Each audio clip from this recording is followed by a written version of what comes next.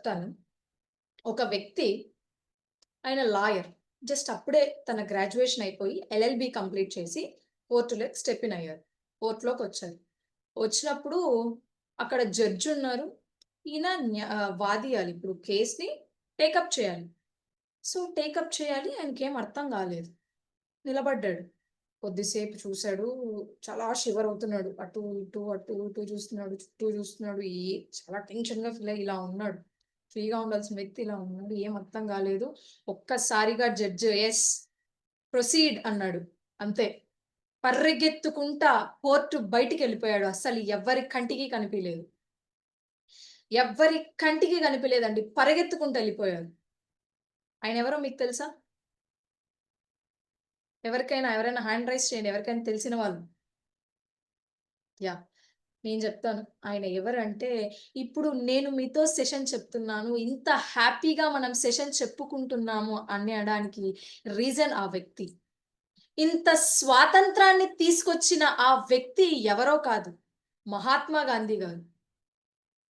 కోర్ట్‌లో ఆయన వాదియడానికి భయపడి step in చేసిన ఆయన స్టెప్ ఔట్ చేసి పరిగెత్తుకుంటూ వెళ్ళి ఆయన చెప్పను, నేను చెప్పలేను అని వెళ్ళిపోయిన వ్యక్తి స్వాతంత్రాన్ని తీసుకొచ్చాడు.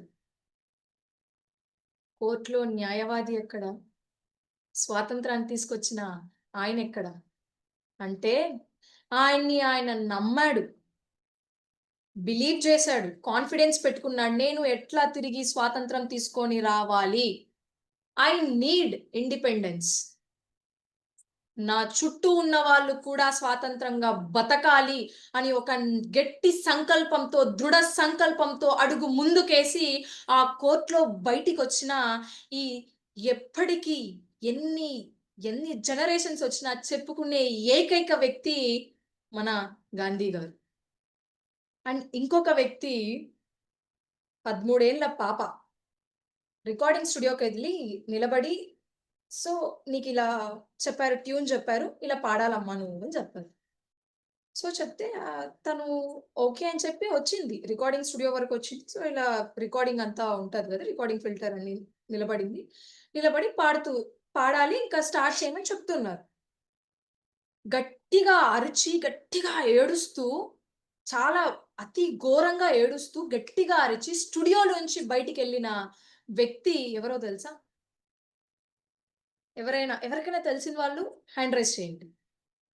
Yes Varun sir please. మీరే మేడం. సార్ మీరే sorry. Madam. Thank you sir ఈ మాట అన్నందుకు. కానీ కాదు sir. Jayachandra sir.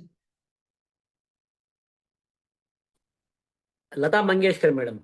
Excellent sir. Thank ఆమె అసలు 13 ఏళ్ల వయసులో నేను పాడలేను అని ఏడ్చుకుంటూ రికార్డింగ్ స్టూడియో నుంచి బయటికెళ్ళి అసలు నేను పాడలేను అని చెప్పి వెళ్ళిపోయిన ఆమె ఈరోజు భారతరత్న గ్రహీత నైటింగేల్ ఆఫ్ ఇండియా. అసలు మీరు చూసినట్టయితే వీళ్ళందరిని ఎంత ఇన్‌స్పిరేషన్‌గా, ఎంత మోటివేట్‌గా తీసుకోవాలంటే 13 ఏళ్ల వయసులో స్టేజ్ ఫియర్ అనేదొచ్చి ఏమైపోయింది తను అసలు మాట్లాడలేకపోయింది. పాట కూడా పాడలేక ఏడ్చుకుంటూ ఎళ్ళిపోయింది. అలాంటిది ఈరోజు ఎక్కడ చూసినా ఏ వ్యక్తికైనా ఇంత పిల్లవాడి నుంచి అంటే కొంచెం తెలివి వచ్చిన పిల్లవాడి నుంచి పండు ముసలి వాళ్ళ వరకు తెలిసిన ఏకైక గొంతు లతా మంగేష్కర్ గారు. వాట్ ఎ వాయిస్ అండి. ఏం వాయిస్ ఉంటది అసలు. ఆ రోజు బ్యాక్ స్టెప్ ఏసి నాకు స్టేజ్ ఫియర్ ఉంది. నేను పాడలేను. నా వల్ల కాదు అని ఎళ్ళిపోయిన వ్యక్తి మరీ తిరిగి రాకుండా, ఆ కాన్ఫిడెన్స్ లెవెల్ బిల్డ్ చేసుకోకుండా, ఆ నమ్మకాన్ని పెట్టుకోకుండా అక్కడే ఆగిపోతే ఏమైపోతుంది? తను అక్కడే ఉండిపోయేది. ఈరోజు ఇంతమందికి తెలిసేది కాదు. రైట్? ఏ రోజు ఎక్కడా ఆగిపోకూడదు. ఆ భయానికే భయాన్ని పుట్టిచ్చేలాగా తయారవ్వాలి. సింహం ఎదురుగా వస్తుంది అంటే, సింహానికి భయపడి ఎళ్ళిపోయామంటే, అది కూడా చులకన చేసి చూస్తది.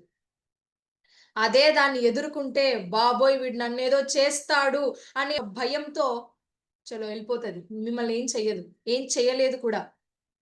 ఎటువంటి వాళ్ళైనా బాస్, ఎటువంటి వాళ్ళైనా సరే, ఏదైనా సరే, ఒక్కసారి ధైర్యంగా ముందుకు అడుగేసి చూడు.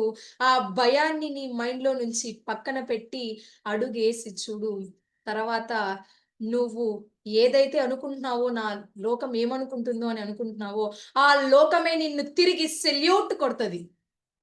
It's for sure. సో, ఏ రోజు వెనక అడుగనేది ఎప్పుడూ వేయకండి.